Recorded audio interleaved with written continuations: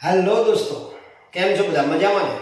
હું અમૃત લિંબાચિયા, આદર્શ tuition class સંચાલિત આપણી યુટ્યુબ ચેનલની અંદર દોસ્તો આપ સૌનું હાર્દિક સ્વાગત કરું છું. મિત્રો, આજના વિડીયોની અંદર આપણે શીખવાના છીએ પેપર 6 થી 10 ની અંદર. લાસ્ટ વિડીયોની અંદર આપણે પેપર 1 થી 5 ની ખાલી જગ્યાઓ જોઈ લીધી. આજના વિડીયોની અંદર આપણે પેપર 6 થી 10 ની ખાલી જગ્યાઓ જે વિભાગ એની અંદર 7 નંબર થી 12 નંબરમાં જે પૂછાય છે એ ખાલી જગ્યાઓનો અભ્યાસ કરીશું. તો વિડિયો સાથે બન્યા રહેજો અને બરોબર ધ્યાનથી જોજો, સમજજો. તો શરૂઆત કરીએ મિત્રો પેપર 6. તો દોસ્તો પેપર 6 ની અંદર પહેલી જે ખાલી જગ્યા છે 7 નંબરની, એ 7 નંબરની ખાલી જગ્યામાં આપણને આપેલું છે કે ઇથેનોલને વિકૃત આલ્કોહોલ બનાવવા ખાલી જગ્યા વપરાય છે. ઇથેનોલને વિકૃત આલ્કોહોલ બનાવવા માટે ખાલી જગ્યા વપરાય છે. તો દોસ્તો આનો જવાબ આવશે મિથેનોલ.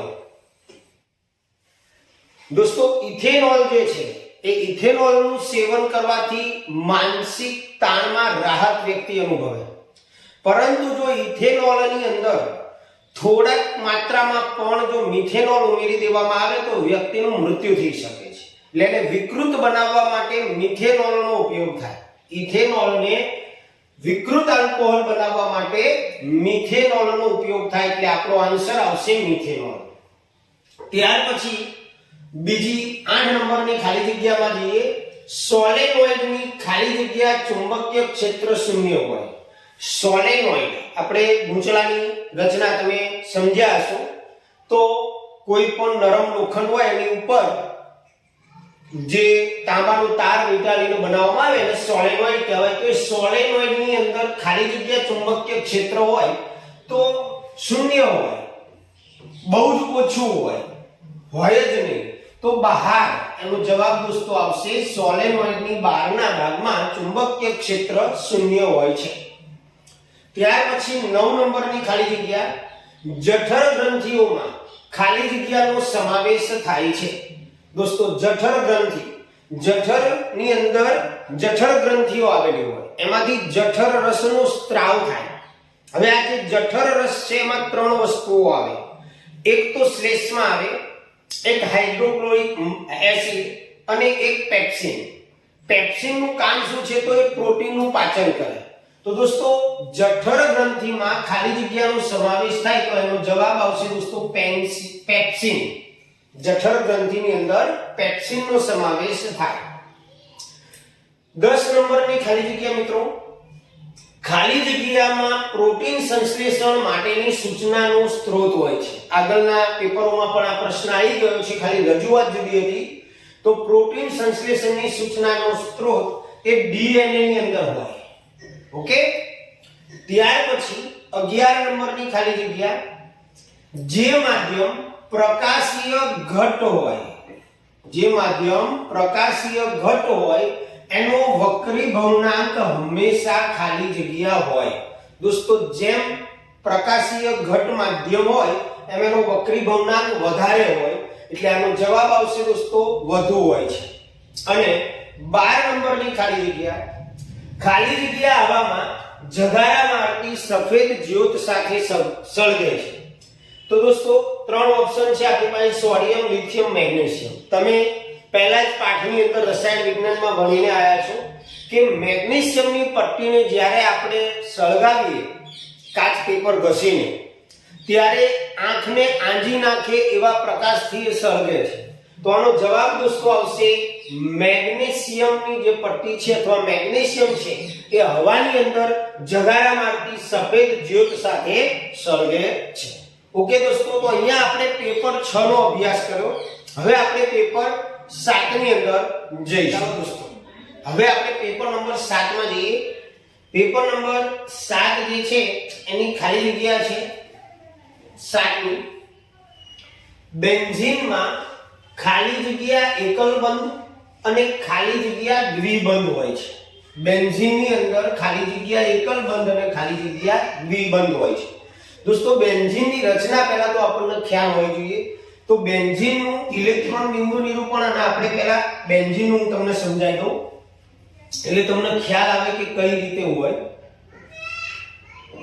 આ રીતે 6 કાર્બન બતાવવાના. હવે આની અંદર આપણે જાણીએ છીએ કે કાર્બનની જે સંયોજકતા છે એ 4 છે. એની બાહ્યતમ કક્ષામાં 4 ઇલેક્ટ્રોન હોય. તો અહીંયા એક બંધ H, ત્યાર પછી અહીંયા આપણે દ્વિબંધ બનાવીશું, અહીંયા એક બંધ. તો આ કાર્બન જે છે એની 4 સંયોજકતા જો પરિપૂર્ણ થઈ ગઈ. 4 હાઇડ્રોજનનો એક ઇલેક્ટ્રોન, કાર્બન જોડે એક બંધ અને આ કાર્બન જોડે દ્વિબંધ.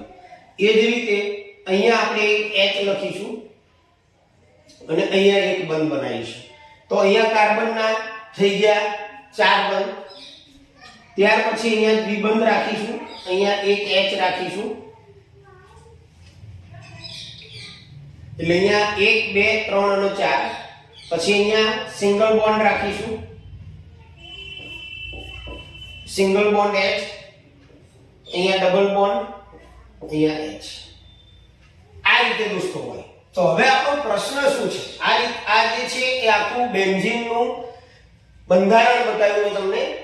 તો બેન્ઝીનની અંદર એકલ બંધ, તો જુઓ દોસ્તો 1 2 અને 3 એકલ બંધ, અને બેન્ઝીનમાં 1 2 અને 3 દ્વિબંધ છે.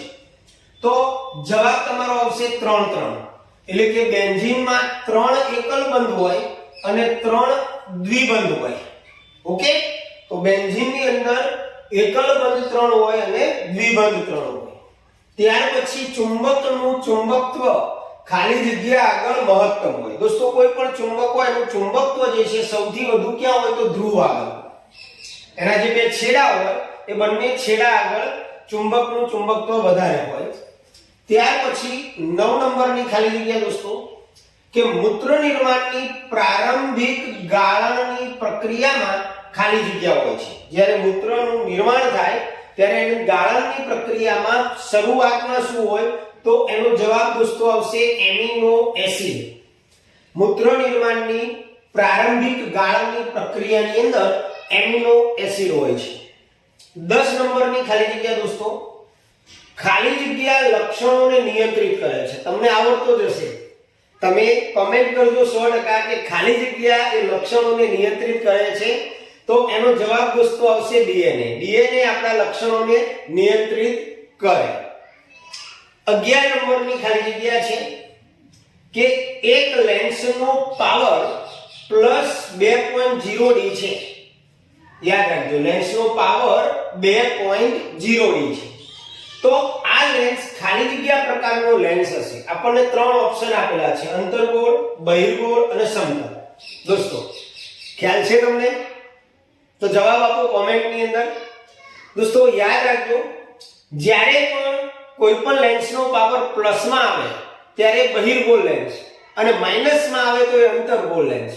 આ ક્લિયર રાખજો. બહિર્ગોળ લેન્સનો પાવર પ્લસ હોય અને અંતર્ગોળ લેન્સનો પાવર માઈનસ હોય. તો આનો જવાબ આવશે બહિર્ગોળ લેન્સ. અને લાસ્ટ ખાલી જગ્યા 7મા પેપરની આયોનિક સંયોજનો ખાલી જગ્યા બળને કારણે ધન અને સખત હોય છે. આયનિક સંયોજનો એ શેના કારણે બળ, કયા બળને કારણે ઘન અને સખત હોય છે? તો એનો જવાબ આવશે પ્રબળ આકર્ષણ બળના કારણે આયનિક સંયોજનો એ ઘન અને સખત હોય છે. તો દોસ્તો અહીંયા આપણે 7મું પેપર સોલ્વ કર્યું. હવે આપણે 8મા પેપરની અંદર જઈએ. ચાલો દોસ્તો, હવે આપણે પેપર નંબર 8 ની અંદર જઈશું. તો પેપર નંબર 8 ની અંદર 7 નંબરની ખાલી જગ્યા છે આપણી પાસે કે ઇથેનોઇક એસિડનું ગલનબિંદુ. ઇથેનોઇક એસિડનું ગલનબિંદુ ખાલી જગ્યા છે.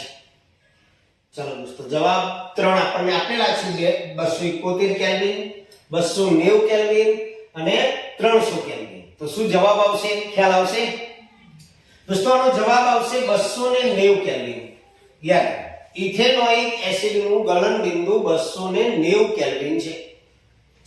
ત્યાર પછી 8 નંબરની ખાલી જગ્યા છે: પશ્ચિમ દિશામાં પ્રક્ષિપ્ત કરેલ ધન વિદ્યુત ભાર કણનું ચુંબકીય ક્ષેત્ર દ્વારા ઉત્તર દિશામાં વિચલન થાય છે તો ચુંબકીય ક્ષેત્રની દિશા ખાલી જગ્યા તરફ હશે દોસ્તો. ચુંબકીય ક્ષેત્રની દિશા ઉધ્વ દિશા તરફ હશે. આનો આન્સર થશે ઉધ્વ દિશા. 9 નંબરની ખાલી જગ્યા પૃષ્ઠવંશી પ્રાણીઓમાં પ્રત્યેક ચક્રમાં રુધિર ખાલી જગ્યા વખત હૃદયમાં આવે છે દોસ્તો. પૃષ્ઠવંશી પ્રાણીઓની અંદર લોહી હૃદયની અંદર કેટલી વખત આવે તો એકવાર શુદ્ધ થઈ અને શરીરના જુદા જુદા ભાગોમાં જવા માટે અને એકવાર અશુદ્ધ રુધિર શરીરના જુદા જુદા ભાગોમાંથી હૃદયની અંદર આવે પછી ફેફસામાં શુદ્ધ થવા માટે જાય. બે રીતે એટલે કે 2 વખત આવે હૃદયની અંદર. 10 નંબરની ખાલી જગ્યા છે દોસ્તો બાળકોના લિંગ નિશ્ચયનો આધાર ખાલી જગ્યા તરફથી કયા પ્રકારનું રંગસૂત્ર પ્રાપ્ત કરે છે તેના ઉપર રહેલો છે દોસ્તો. લિંગ નિશ્ચયની ટૂંકનોંધ આપણે સમજેલા છે. પ્રશ્ન સમજો. બાળકોના લિંગ નિશ્ચયનો આધાર ખાલી જગ્યા તરફથી કયા પ્રકારનું રંગસૂત્ર પ્રાપ્ત કરે છે તેના ઉપર રહેલો છે દોસ્તો. લિંગ નિશ્ચયમાં આપણે જાણીએ છીએ કે સ્ત્રીની અંદર 2 રંગસૂત્રો હોય XX અને પુરુષની અંદર 2 રંગસૂત્રો હોય લિંગી XY. હવે XX તો માદા અને XY તો નર. ઓકે. હવે જન્મનાર બાળક એ બાબો થશે કે બેબી એનો આધાર એના પિતા ઉપર રહેલો છે. કારણ કે જો Y રંગસૂત્ર મળે પિતા તરફથી તો એ બાળક એ નરમાં પરિણમશે અને જો પિતા તરફથી X રંગસૂત્ર મળે તો એ જન્મનાર બાળક બાળકી થશે. તો દોસ્તો અહીંયા બાળકોના લિંગ નિશ્ચયનો આધાર ખાલી જગ્યા તરફથી તો પિતા તરફથી કયા પ્રકારનું રંગસૂત્ર મળે છે અને X મળે છે કે Y મળે છે એના ઉપર આધાર રહેલો છે. એટલે જવાબ આવશે દોસ્તો એનું પિતા. લેન્સનો પાવર માપવા માટે વપરાતા સાધનનું નામ ખાલી જગ્યા છે દોસ્તો. આ તો ઈઝી ખાલી જગ્યા છે. તમને બી આવડતી હશે. જો આવડતી હોય તો કોમેન્ટ કરજો કે કયો જવાબ આવે આમાં. લેન્સનો પાવર માપવા માટે વપરાતું સાધન તો એની અંદર આવશે દોસ્તો ડાયોપ્ટર મીટર.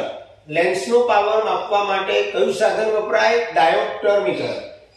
અને 12મી ખાલી જગ્યા છે ખાલી જગ્યાની હાજરીમાં અસંતૃપ્ત હાઇડ્રોકાર્બનમાં હાઇડ્રોજન ઉમેરીને સંતૃપ્ત હાઇડ્રોકાર્બન મેળવી શકાય.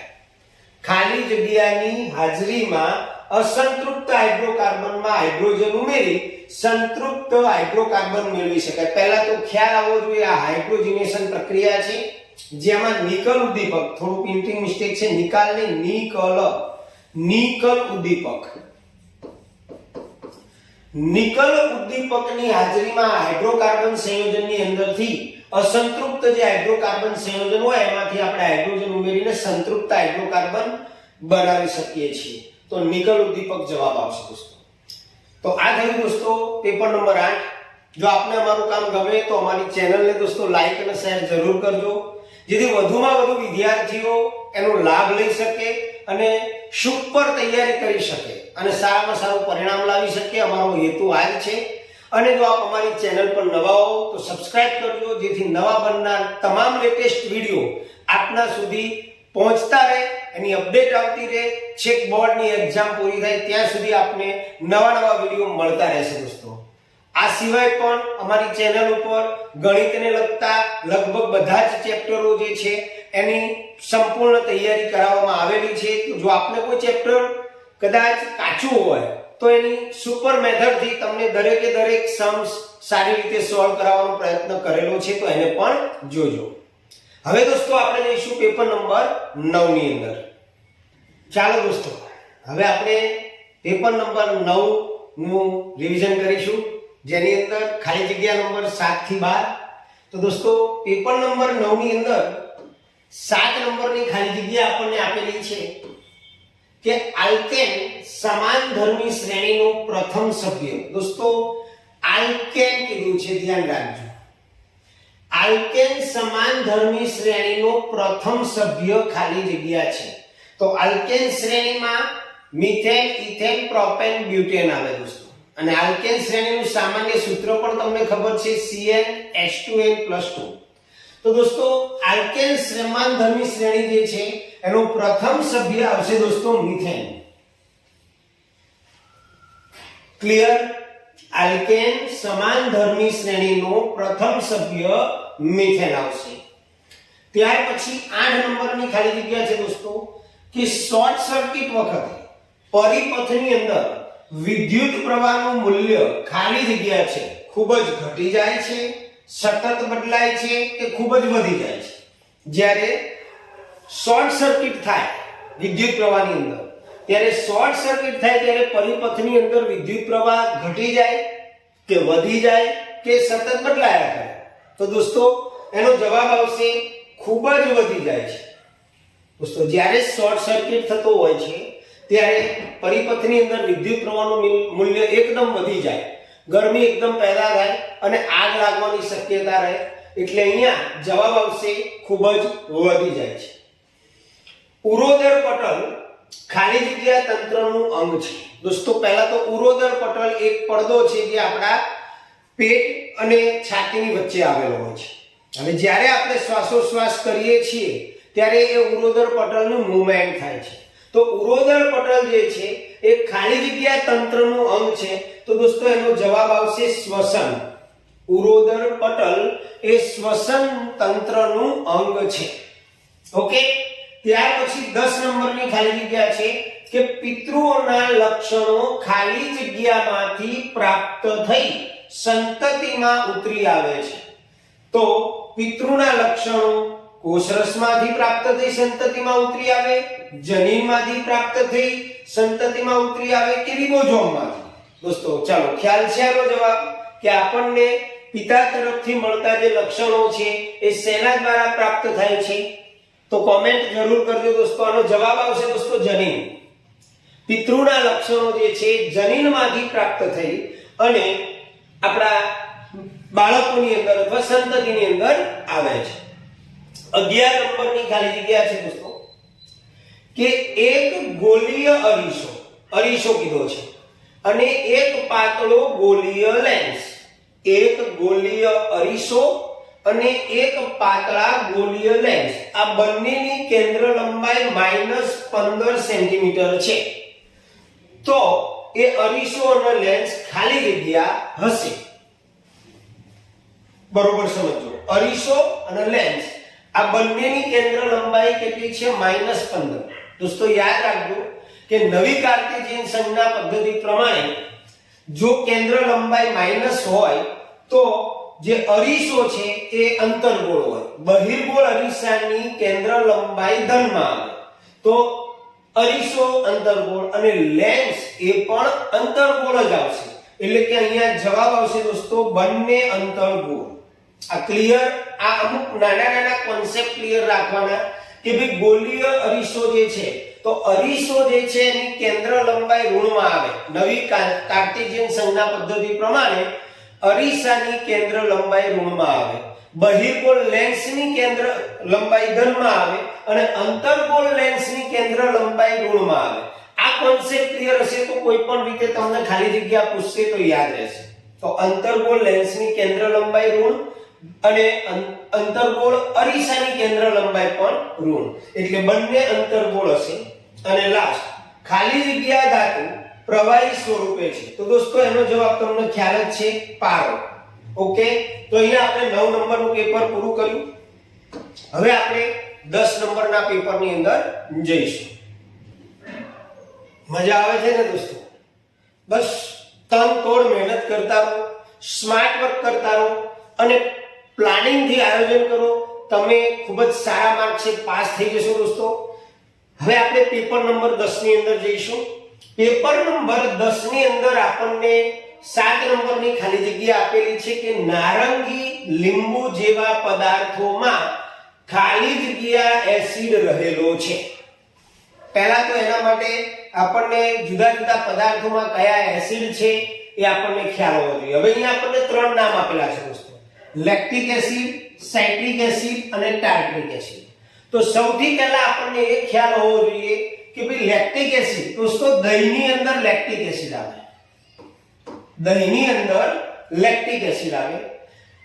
સાઇટ્રિક એસિડ જે છે આનો જવાબ કહી દઉં તમને પહેલા કે નારંગી અને લીંબુ જેવા પદાર્થોમાં સાઇટ્રિક એસિડ આવે.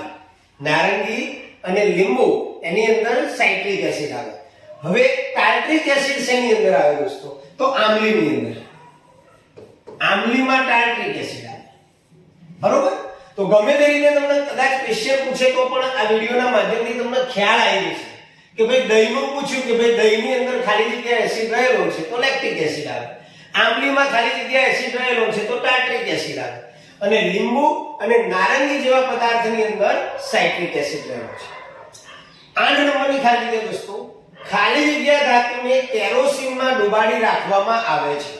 મેગ્નેશિયમ, પારો કે સોડિયમ? ચાલો આનો જવાબ કોમેન્ટ કરજો દોસ્તો, જો આવડતો હોય તો મને પણ મજા આવશે. આનો જવાબ આવે છે સોડિયમ. સોડિયમને દોસ્તો કેરોસીનની અંદર ડુબાડી રાખવામાં આવે છે. ત્યાર પછી 9 નંબરની ખાલી જગ્યા, સ્વાદુ રસમાં પ્રોટીનના પાચન માટે ખાલી જગ્યા ઉત્સેચકો હોય છે. પ્રોટીનનું પાચન કરવા માટે સ્વાદુ રસની અંદર કયો ઉત્સેચક હોય? ચાલો દોસ્તો ખ્યાલ છે? જો ના ખ્યાલ હોય તો જવાબ આવશે એનો ટ્રિપ્સિન. 10 નંબરની ખાલી જગ્યા, ખાલી જગ્યા વૈજ્ઞાનિકે આનુવંશિકતાના મુખ્ય નિયમો રજૂ કરેલા છે. મેન્ડલ, બાઉમેન કે કુલમ? તો આનુવંશિકતાના નિયમો મેન્ડલે રજૂ કરેલા છે. તમે વટાણાના પ્રયોગોને બધું શીખ્યા હશો. 11 નંબરની ખાલી જગ્યા દોસ્તો, કારની હેડલાઇટમાં ખાલી જગ્યા અરીસો વપરાય. કારની હેડલાઇટમાં દોસ્તો હેડલાઇટની અંદરનો જે ભાગ છે તમે કદાચ જોયો હશે, એ અંદરની તરફ જે આ છે તો એનું આ ભાગ જે છે ચળકાટ વાળો હશે. બરોબર? તો કારની હેડલાઇટની અંદર દોસ્તો અંતર્ગોળ અરીસો વપરાય. કારની હેડલાઇટમાં અંતર્ગોળ. અને સાઇડ મિરરમાં પૂછે તો સાઇડ મિરરની અંદર સાઇડ ગ્લાસ તરીકે આપણે બહિર્ગોળ અરીસાનો ઉપયોગ કરીએ છીએ. અને 12મી ખાલી જગ્યા છે દોસ્તો કે ફ્યુઝ એક ખાલી જગ્યા પ્રકારનો તાર છે. વિદ્યુતની અંદર આપણે ભણીને આયા ફ્યુઝ તાર આવે તો ફ્યુઝની અંદર જે તાર બાંધવામાં આવે છે એ તાર ખાલી જગ્યા પ્રકારનો હોય છે દોસ્તો. તો ફ્યુઝ તાર જો ઉતાવળ કરશો તો જવાબ ખોટો પડી જશે. પહેલા ઓપ્શન જુઓ, નીચા ગલનબિંદુ વાળો અવાહક, નીચા ગલનબિંદુ વાળો વાહક અને નીચા ગલનબિંદુ વાળો અર્ધવાહક. હવે આમાંથી કયો જવાબ લખવો? તો ઉતાવળમાં તકલીફમાં ના મુકાતા, જો અવાહક હોય તો એની અંદર તો વિદ્યુત પ્રવાહ વહી જ ના શકે.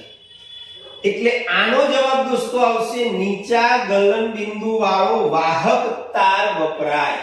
કારણ કે ફ્યુઝ તારનો ઉપયોગ શેના માટે કરવામાં આવે?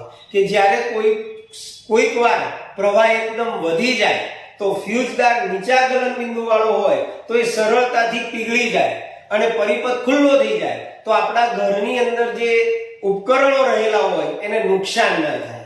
હવે અવાહક હોય તો એની અંદર વિદ્યુત પ્રવાહ વહી જ ન શકે.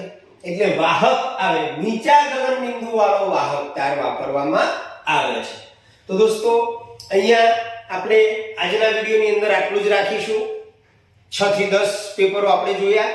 હવે પછીના નેક્સ્ટ વિડિયોની અંદર આપણે 11 થી 15 પેપરોનો અભ્યાસ કરીશું. દરેક વિડિયો આપના સુધી પહોંચતા રહેશે, પણ એના માટે તમારે ચેનલને સબસ્ક્રાઇબ કરવી પડશે દોસ્તો. આપને અમારું કામ કેવું લાગ્યું એ પણ કોમેન્ટ કરજો દોસ્તો.